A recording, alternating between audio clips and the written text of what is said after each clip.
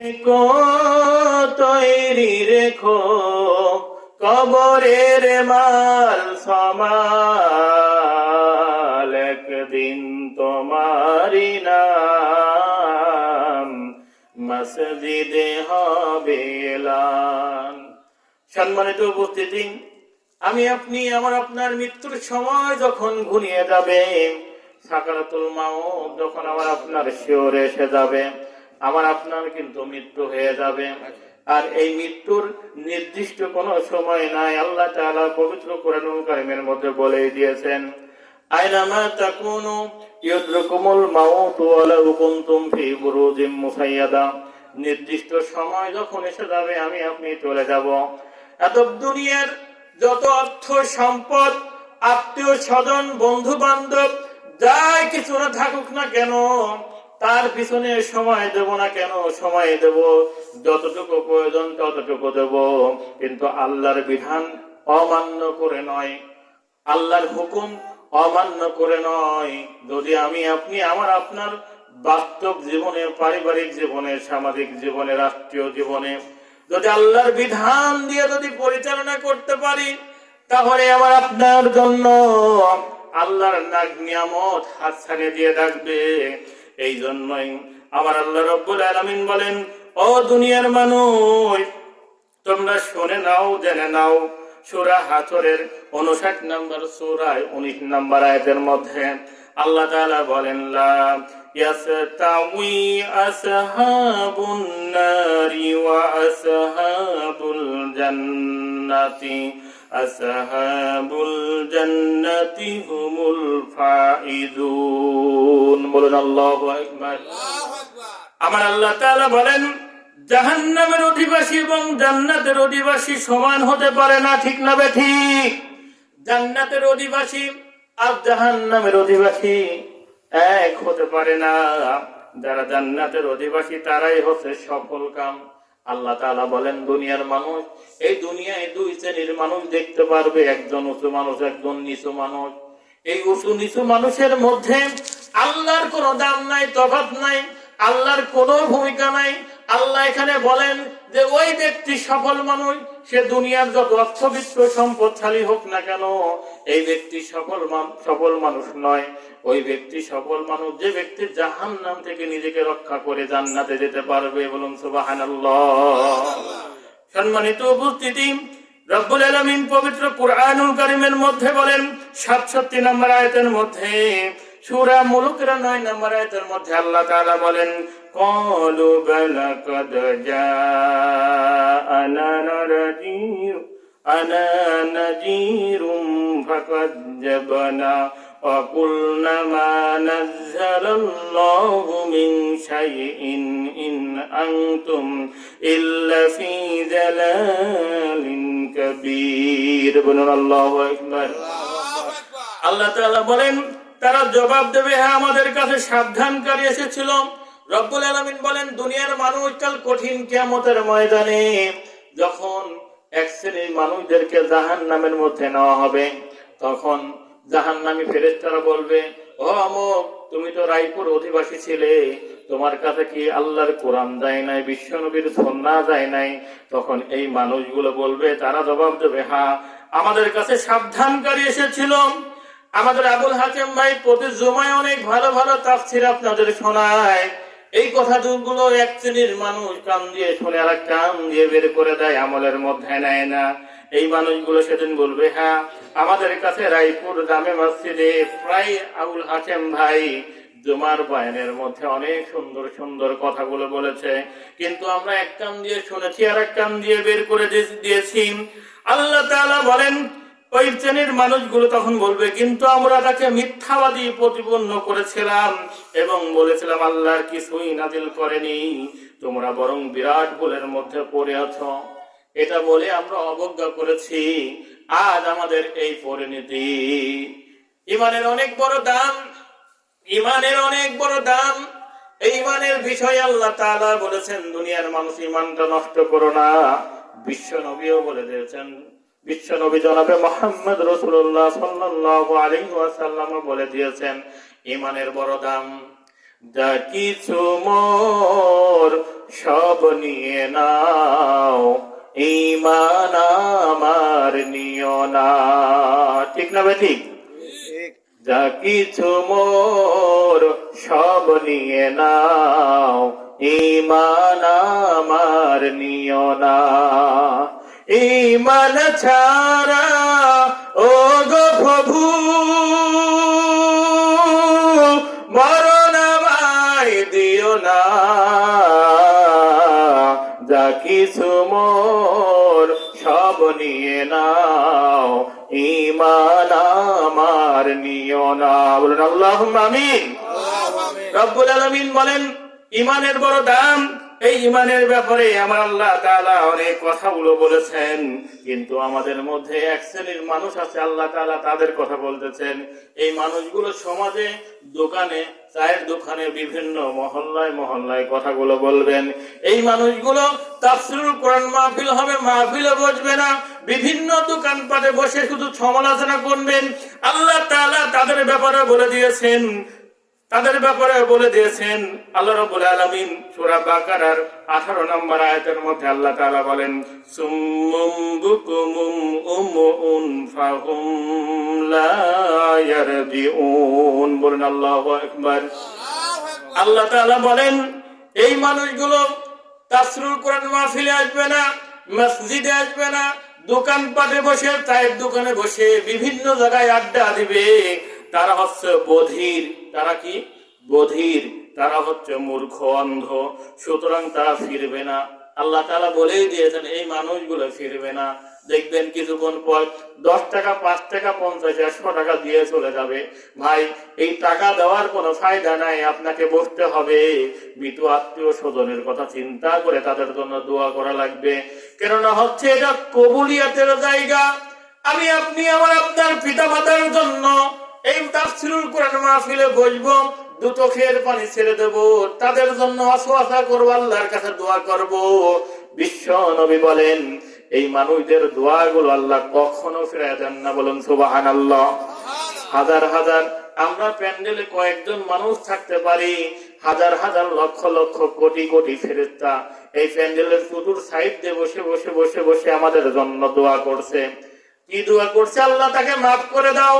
আল্লাহ আমার ব্যক্তি তার বাবা মায়ের জন্য দোয়া চেয়েছে, আল্লাহ মসজিদে এই দান করেছে, আল্লাহ তাদের বাবা মাকে মাফ করে দাও। ফেরেশতা তাদের কোনো গুনাহ নাই। আমার আল্লাহর কাছে যে কোনো ফেরেশতা যদি তার জন্য যদি ফরিয়াদ করে, আল্লাহ তাআলা সঙ্গে সঙ্গে তা কবুল করে নেন। সম্মানিত উপস্থিতি, এই জন্য আল্লাহ তাআলা বলেন দুনিয়ার মানুষ, ওই সকল মানুষগুলো তাহারা বধির, মূর্খ, অন্ধ, সুতরাং তারা ফিরবে না, তারা তাফসীরুল কোরআন মাহফিলে আসবে না। আল্লাহ তাআলা বলেন দুনিয়ার মানুষ, এই পৃথিবীটা স্থায়ী নয়। পৃথিবীতে কেউ স্থায়ী হয় না, হোক না সে ফেরাউন কিবা নমরুদ। কেউ ভাবে চিরকাল রয় না, কেউ ভাবে চিরকাল রয় না। আল্লাহ তাআলা বলেন ওয়ানুরিদু আন্নামুন্না আলাল্লাযীনা সাতুযইফু ফিল আরদি ওয়া নাজআলাহুম আইম্মাতাও ওয়া নাজআলাহুমুল ওয়ারিসিন। বলেন আল্লাহু আকবার। আল্লাহ তাআলা বলেন আমি সংকল্প করেছিলাম যাদেরকে পৃথিবীতে লাঞ্ছিত করে রাখা হয়েছে, আমি তাদের প্রতি অনুগ্রহ করব, তাদের নেতৃত্ব দান করব, তাদেরকে উত্তরাধিকারী বানাবো। আমার ভাই, এই সমাজে আল্লাহ রাব্বুল আলামিন বলেন যে সকল মানুষদেরকে লাঞ্ছিত করে রাখা হয়েছে আমি তাদেরকে নেতৃত্ব দেব। আল্লাহ তাআলা এই জন্য বলেন দুনিয়ার মানুষ থাকতে হবে কোরআনের পক্ষে, থাকতে হবে বিশ্ব নবীর সুন্নাহর পক্ষে। যদি তুমি কোরআনের পক্ষে থাকতে পারো, যদি আল্লাহর সুন্নাহ, আল্লাহ রাসূলের সুন্নাহর উপর যদি থাকতে পারো, তাহলেই তুমি সফলতা লাভ করতে পারবে। বদরের প্রান্তরে 313 জন ছিনিয়ে এনেছিল বিজয়। সেই যে বীরের জাতি আমরা সবাই, চলার পথে কেন কেন ভয়, চলার পথে কেন ভয়। আল্লাহ তাআলা বলেন ওয়াত্তাকুন নারাল্লাতী উইদ্দাত লিল কাফিরিন। আল্লাহ রাব্বুল আলামিন বলেন দুনিয়ার মানুষ এবং তোমরা সে আগুন থেকে বেঁচে থাকো যা কাফেরদের জন্য প্রস্তুত করা হয়েছে। তোমাদের জন্য আমি আল্লাহ রাব্বুল আলামিন, তোমরা ঈমানদার মুসলমান, আমি আল্লাহ রাব্বুল আলামিন তোমাদের জন্য জান্নাত রেডি করে রেখেছি, তোমাদের জন্য জাহান্নাম তৈরি করে নাই। জাহান্নাম তৈরি করেছি আমি কাফেরদের জন্য, বেঈমানদের জন্য, নাস্তিকদের জন্য, মুরতাদদের জন্য। আমি আল্লাহ তাআলা ওই সকল ফাসিকদের জন্য জাহান্নাম তৈরি করে রেখেছি। ও রায়পুরের মুসলমানেরা, তোমরা ঈমানদার, তোমরা বেঈমান হও না। যদি বেঈমান হও, আমি আল্লাহ রাব্বুল আলামিন তোমাদের জন্য ওই জাহান্নামের মধ্যে ফেলবো। নাউযুবিল্লাহ। আল্লাহ তাআলা বলেন ওয়াত্তাকুন নারাল্লাতী উইদ্দাত লিল কাফিরিন, এবং তোমরা সে আগুন থেকে বেঁচে থাকো যা কাফেরদের জন্য প্রস্তুত করা হয়েছে। আল্লাহ তাআলা বলেন ও দুনিয়ার মানুষ, এই পৃথিবীতে কাফেরেরা জীবন ধারণ করে, তুমিও জীবন যাপন করো। কাফেরের জীবন আর তোমার জীবনের মধ্যে পার্থক্য থাকার দরকার, কেননা তোমার জীবন চলে হুদাল লিল নাস, এই মানুষের জন্য। আল্লাহ তাআলা বিশাল একটা কিতাব দিয়েছেন, এমন একটা কিতাব, জালিকাল কিতাব, এই কিতাবের মধ্যে কোনো ভুল নাই, কোনো সংশয় নাই। আল্লাহ তাআলা এই জন্যই বলেছেন এই কিতাবকে যদি তুমি অনুসরণ করতে পারো, এই কিতাবকে যদি তুমি আলিঙ্গন করতে পারো, ধরে রাখতে পারো, আর এই কিতাব অনুযায়ী যদি তোমার ব্যক্তিগত জীবন, পারিবারিক জীবন, সামাজিক জীবন, রাষ্ট্রীয় জীবন যদি পরিচালনা করতে পারো, আমি আল্লাহ রাব্বুল আলামিন তোমাদেরকে প্রকাশ্য বলে দিচ্ছি, মরার পরে নয়, মৃত্যুর আগ মুহূর্তে আমি আল্লাহ তাআলা তোমাদেরকে সুসংবাদ জানিয়ে দেব। আল্লাহ তাখাফু ওয়া লা তাহজানু ওয়া আবশিরু বিল জান্নাহ আল্লাতী কুনতুম তুআদুন। বলুন আল্লাহু আকবার। আবার আল্লাহ রাব্বুল আলামিন মৃত্যুর ঠিক আগ মুহূর্তে এসে বলবে, হে আবু বকর, হে ওমর, হে উসমান, তোমাকে রায়পুরের জিন্দেগিতে আমি 40, 50, 60 বছর জিন্দেগি দিয়েছিলাম। তুমি আমার বিধান অনুযায়ী চলেছ, আমার হুকুম অনুযায়ী চলেছ, আমার বন্ধুর সুন্নাহ অনুযায়ী তোমার জীবনটা অতিবাহিত করেছ। আজ আমি তোমাকে মৃত্যুর আগ মুহূর্তে জান্নাতের সুসংবাদ জানিয়ে দিচ্ছি। লক্ষ লক্ষ ফেরেশতা তাকে স্বাগতম জানাবে। তাফসীরের মধ্যে এসেছে এমন যে বর যাত্রী যখন যায় বরের মেয়ের কন্যার বাড়ি, যেমন বরকে যখন স্বাগতম জানায়, তার চাইতে উত্তম ভাবে ওই মৃত ব্যক্তির পূর্বে তাকে স্বাগতম জানাবে আর বলবে আল্লাহ তাআলা তোমাকে যে প্রতিশ্রুতি দিয়েছেন জান্নাতের, তুমি এই জন্য তুমি আনন্দিত হও। সম্মানিত উপস্থিতি, আমার আল্লাহ তাআলা বলেন লান তানফাকুম আরহামুকুম ওয়ালা আওলাদুকুম ইয়াওমাল কিয়ামাতি ইয়াফযিলু বাইনাকুমুল্লাহু বিমা তা'মালুনা বাসীরুন। বলেন আল্লাহু আকবার। আল্লাহ তাআলা কিয়ামতের দিন না তোমাদের আত্মীয়তার বন্ধন কোনো কাজে আসবে। আল্লাহ তাআলা বলেন দুনিয়ার মানুষ, কিয়ামত যখন সংঘটিত হয়ে যাবে সেই সময় আল্লাহ তাআলা বলেন কিয়ামতের দিন না তোমাদের আত্মীয়তার বন্ধন কোনো কাজে আসবে, না সন্তান সন্ততি কোনো কাজে আসবে না। সেদিন আল্লাহ তোমাদের পরস্পর বিচ্ছিন্ন করে দেবেন আর তিনি তোমাদের আমল বা কর্মফল দেখবেন। সেদিনই আল্লাহ তাআলা আমাদের আসল কর্মফল গুলো দেখবেন। আল্লাহ এই জন্যই বলে দিয়েছেন দুনিয়ার মানুষ, দুনিয়ার মোহমায়ায় পড়ে যেও না, দুনিয়ার মোহমায়ায় পড়া ঠিক নয়। কাফনের কাপড়টারে গায়ে জড়ানোর আগে ইহরাম গায়ে বাঁধার সুযোগ করে দিও, মরণের আগে একবার কাবার ধারে নিও। আল্লাহ মরণের আগে একবার কাবার ধারে নিও। বলুন আল্লাহুম্মা আমিন। আমাদের মক্কা মদিনার যাওয়ার ইচ্ছা আছে না নাই? আল্লাহর কাছে এজন্য তামান্না থাকা লাগবে। আল্লাহ রাব্বুল আলামিন বলেন, লা ইয়াত্তাখিযু মুমিনুনাল কাফিরিনা আউলিয়া মিন দুনিল মুমিনিনা ওয়া মান ইয়াফযাল যালিকা ফালাইসা মিনাল্লাহি। আল্লাহু মুমিনগণ যেন অন্য মুমিনকে ছেড়ে কোন কাফেরের বন্ধুরূপে গ্রহণ না করে। যারা এরূপ করবে আল্লাহ তাদের সাথে কোনো সম্পর্ক থাকবে না। মুমিনদের সঙ্গে সম্পর্কের কথা আল্লাহ রাব্বুল আলামিন বলতেছেন। সম্মানিত উপস্থিতি, এই জন্য আমাদের তামান্না থাকা লাগবে। আমার নানা এবার ইচ্ছা পোষণ করেছেন মক্কা মদিনায় যাবেন, বিশ্ব নবীর রওজা জিয়ারত করবেন, কাবা ঘর তাওয়াফ করবেন, এমন ইচ্ছা পোষণ করা লাগবে। এই জন্য আমাদেরকে প্রস্তুতি থাকা লাগবে। দুনিয়ায় আমরা বাজার করার জন্য যেমন পকেটে টাকা প্রস্তুতি করে, ঠিক অনুরূপ ভাবে এই হজ পালন করার জন্য আমার আপনার হৃদয়ে তামান্না থাকা লাগবে, ইচ্ছাও থাকা লাগবে, চেষ্টাও করা লাগবে। করা লাগবে কি করা লাগবে না, জোরে বলেন।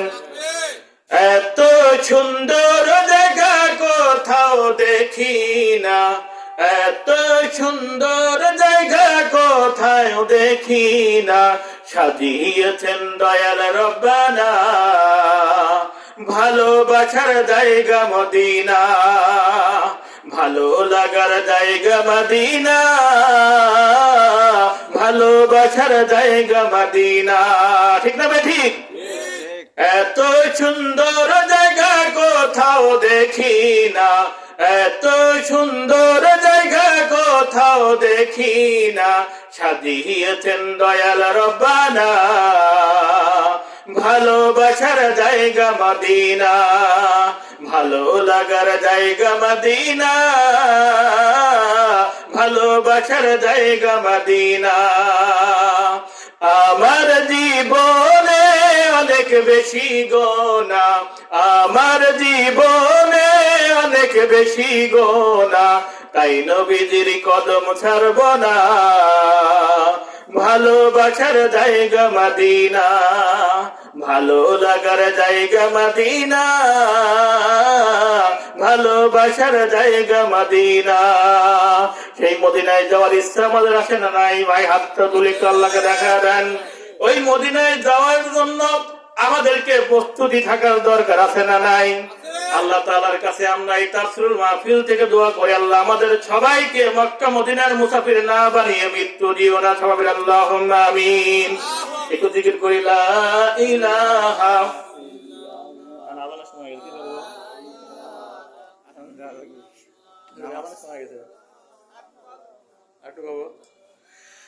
লা ইলাহা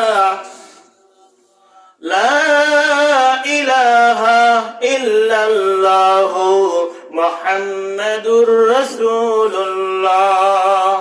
এ আকাশ এ বাতাস অপরূপ ধরা, তোমার স্নেহ মায়া প্রেম প্রীতি ভরা। এ আকাশ এ বাতাস অপরূপ ধরা, তোমার স্নেহ মায়া প্রেম প্রীতি ভরা। তুমি আছো সবখানে সবার পাশে, ভালোবাসার অসীম বেশে, হৃদয়ের শত চাওয়া তোমায় কাছে পাওয়া, হৃদয়ের শত চাওয়া তোমায় কাছে পাওয়া। সবখানে তোমার করুণা ঘিরা, এ আকাশ এ বাতাস অপরূপ ধরা, তোমার স্নেহ মায়া প্রেম প্রীতি ভরা।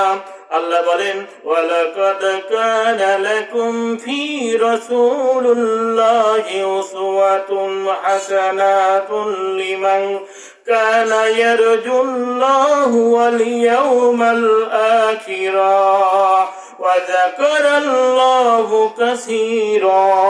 বলেন আল্লাহু আকবার। আল্লাহ বলেন সূরা আল আযহাবের 21 নম্বর আয়াতের মধ্যে আল্লাহ বলেন, তোমাদের মধ্যে যাহারা আল্লাহ ও আখিরাতকে ভয় করে, আল্লাহকে ভয় করে, আল্লাহর বিধানকে ভয় করে, আল্লাহ যা হুকুম করেছেন, আল্লাহ যা আদেশ দিয়েছেন, আল্লাহর হুকুমের উপর সে অটল থাকে, আল্লাহ যা নিষেধ করেছেন সেটার উপরও সে অবিচল অটল থাকে। এরপর আল্লাহ রাব্বুল আলামিন বলেন আর আখিরাতকে ভয় করে। এই যে আখিরাত, মৃত্যুর পরেই আমাদের আখিরাতটা শুরু হয়ে যায়। বিশ্ব নবী সাল্লাল্লাহু আলাইহি ওয়াসাল্লাম বলেছেন, ও দুনিয়ার মানুষের মৃত্যুর পরেই তার আখিরাতটা শুরু হয়ে যায়। বিশ্ব নবী সাল্লাল্লাহু আলাইহি ওয়াসাল্লামের একজন প্রিয় সাহাবী ছিলেন হযরত উসমান রাদিয়াল্লাহু তাআলা আনহু। তিনি ছিলেন বিশ্ব নবীর জামাতা।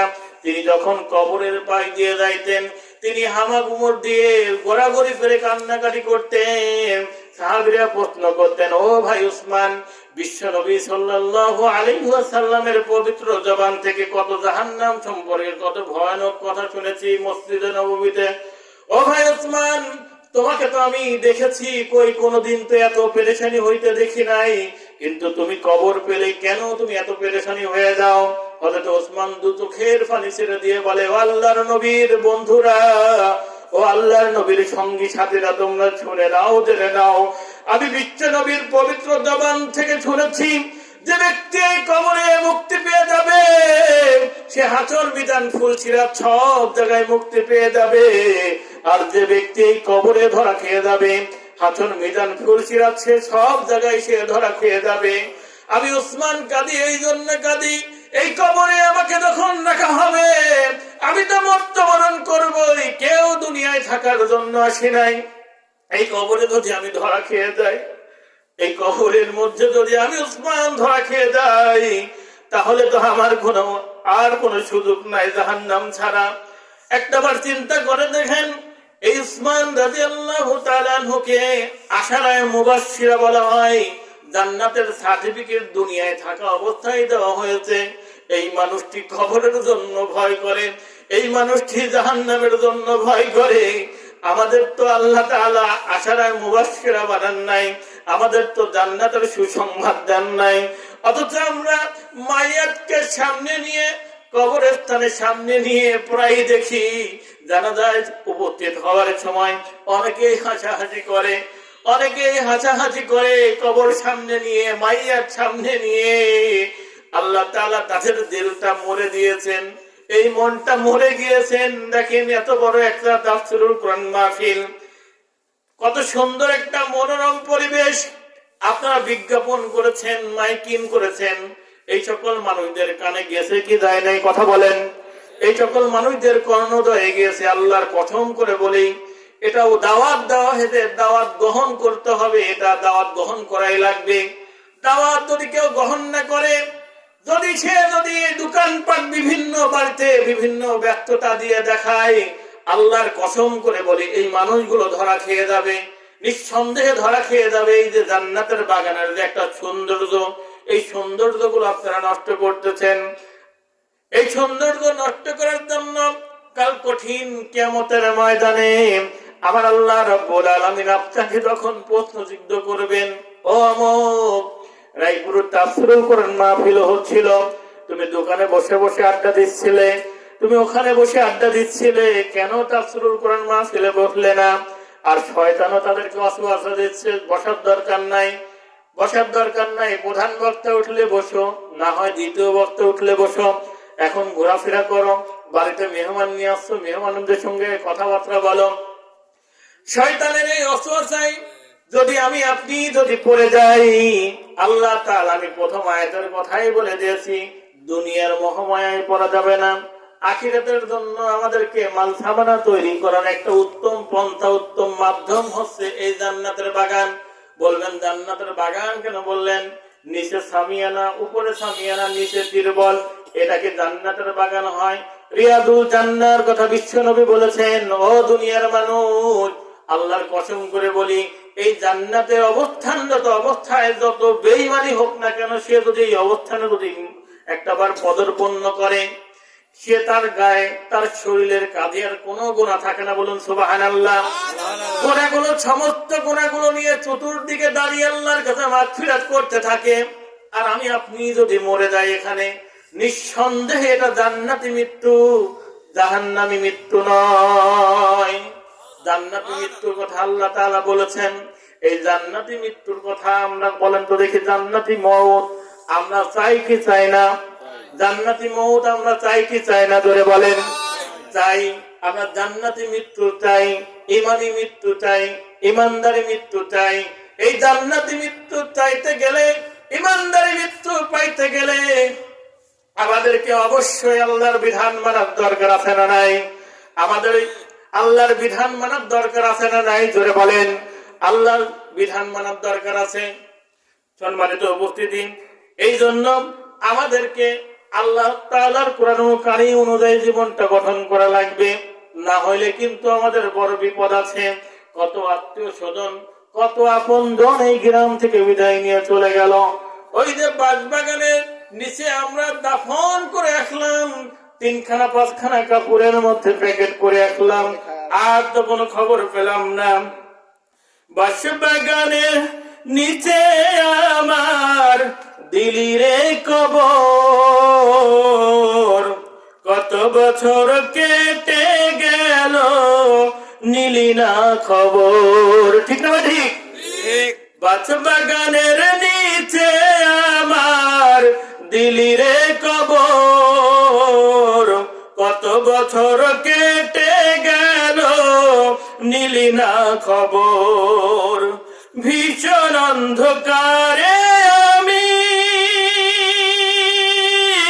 কঠিন দুঃখের আসামি, কখন আমার রাত ফুরাবে, কখন হবে ভোর, কত বছর কেটে গেল নিলি না খবর।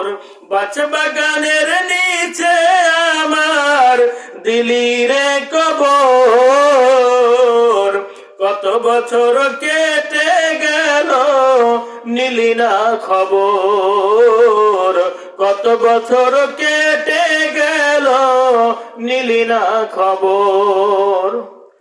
সম্মানিত উপস্থিতি, আমি আপনাদের এলাকারই কিছু সন্তান।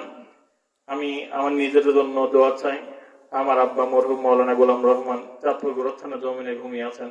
এই রায়পুরের অসংখ্য ময় মুরব্বীদেরকে আমি দেখেছি।